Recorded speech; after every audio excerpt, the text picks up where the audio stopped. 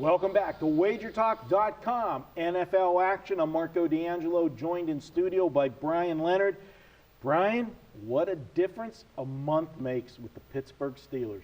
It was a month ago, we were sitting here, your Cleveland Browns kicked the snot out of my Steelers, 31-10, I believe the score was, and everybody put the fork in the Steelers. They were done. This team's old, can't do anything. Now everybody's jumping on the bandwagon. I see that, it's getting pretty heavy, the bandwagon right now, everybody on board. Is Pittsburgh for real? If the Browns beat them so bad, they must be a Super Bowl contender. I was out, we go out for Monday Night Football, and one of my friends, he's Joe Public, and he says... You have another friend other than me? Okay, sorry. And he says, he goes, how do you not take Pittsburgh? They've got 12 passing touchdowns in the last 2 games. I'm thinking, I sure hope the public feels this way also. This is a team, are you buying into Pittsburgh?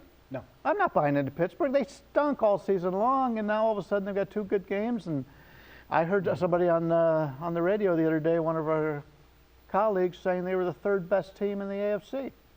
Behind Seattle? Well, they're not in the AFC, but okay, that's another matter. Yeah, so I'm guessing we're talking about the same guy. Yeah. No, Pittsburgh's got problems defensively.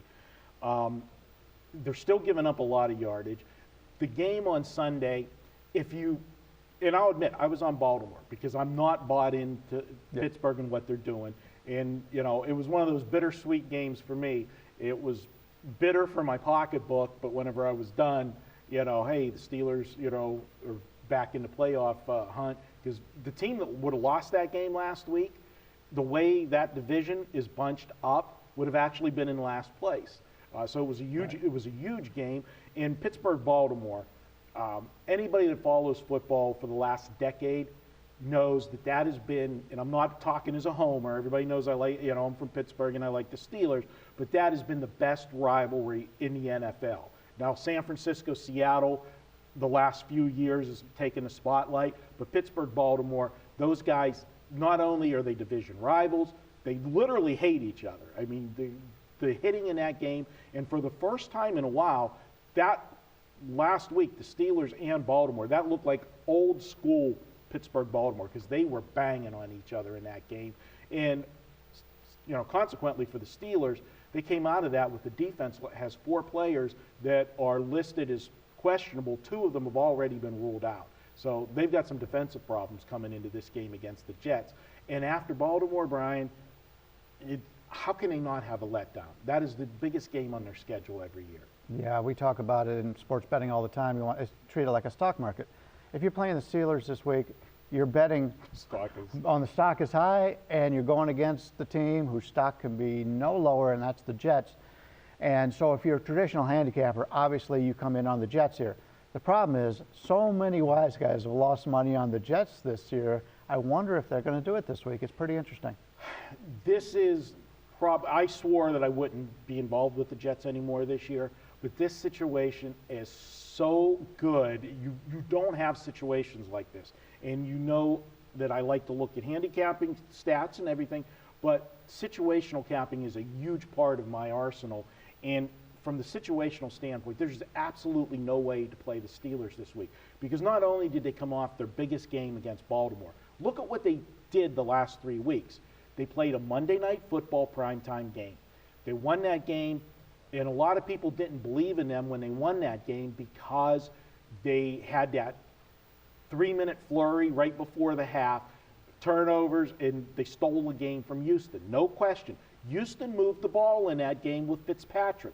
Not a dynamic quarterback, but they still moved the ball in that game against the Steelers, but the mistakes cost Houston. Then the next week, the entire world, because they didn't believe in Pittsburgh, were all over Indianapolis. That had to be the biggest score for the books this season of any NFL game, in my opinion, because we saw that line just move.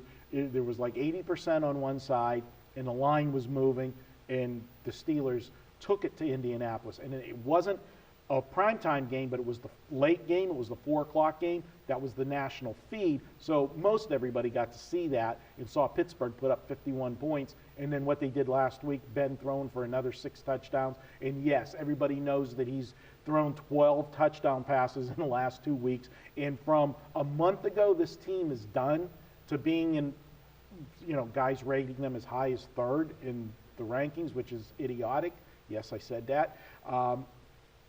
This is a team that they're talking about Ben as MVP now, too. He's in the MVP discussion. Too much limelight on the Steelers. This is a flat spot for them. And the Jets, you said the stock's low. It's beyond low because there was that little hope. They made the switch to Michael Vick last week that would be the spark, and that didn't work out either. So now nobody wants them. I'll take them. The price is just way too high. I got to take Pittsburgh and lay the points. I mean, take the Jets plus the points against Pittsburgh. Right. I'm sorry. Yeah, a lot of great points there. Teams who are on long losing streaks also are very good against the spread later in the season, and that's the Jets. And you see this all the time, and it's interesting that we joke a little bit about everybody thinking Pittsburgh's the greatest thing since sliced bread right now. That's the way the NFL is. I mean, you go back, San Diego started the season great. Now nobody wants any part of San Diego. This is just the way the NFL is. Every week is different. Denver loses to New England. Now all of a sudden people are questioning Denver. Yeah. That's the NFL. Go against the flow in the NFL. That's how you make your money. And this is a game where you're definitely going against the flow because you're taking a team nobody wants against a team that's setting records. Yep, and Pittsburgh has a Monday night game up next week to add even more look-ahead possibilities.